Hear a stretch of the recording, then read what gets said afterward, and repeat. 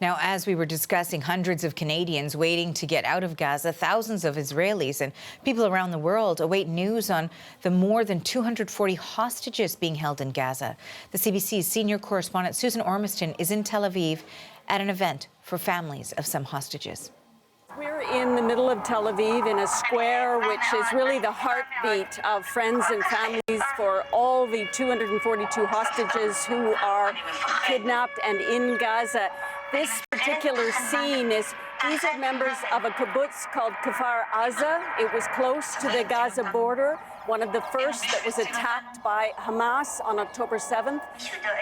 Over 60 members of this one kibbutz were killed, and 18 of them are kidnapped, including 7 children, the youngest of which is 3 years old. So these people have suffered enormously from this horrible, brutal attack, and they're here in the square to remind people not to lose hope, lose faith for hostages, but also to keep it at the top of the political agenda. We're almost 4 weeks into this war, and they want everyone in the world to remember that there are hostages that still need to be rescued. There needs to be a deal.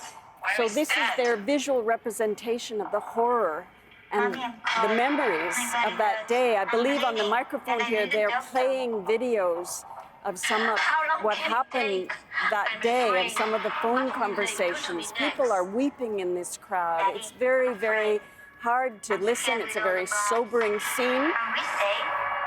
But this is the way they're drawing attention to what happened. An incredibly urgent situation, and of course, when it comes to that, some also in need of medical assistance. We've heard from family members. In terms of another urgent situation, the need for aid as well. We were talking about the Rafah border crossing, those trying to get out, also aid trying to get in. What is the latest on that front?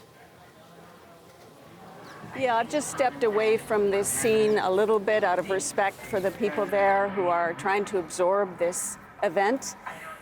Humanitarian conditions inside Gaza, as we've seen, are continuing to deteriorate. We're told that one of the largest hospitals is now on auxiliary power because the main generator had to be shut off. There was not enough fuel. Still difficult to get water, fresh water.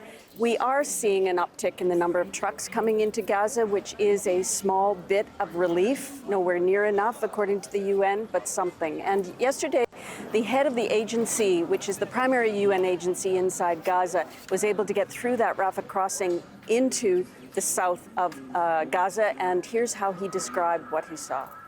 I never ever have seen something similar in Gaza. When I came before, the real lack of food, the lack of water, the lack of fuel, and we know fuel here in Gaza is absolutely everything. We are hearing from a number of international organizations, Doctors Without Borders, the UN, Save the Children. There's a long list calling for a humanitarian pause, at least a ceasefire, but if that is politically not doable, then a humanitarian pause. And we did hear from the U.S. president about that yesterday, seemingly to echo that sentiment. Antony Blinken will be here in Israel tomorrow to discuss many things, perhaps including some kind of pause. But so far, Israel has rejected any pause, and the fighting is ongoing 24/7. That is senior correspondent Susan Ormiston in Tel Aviv.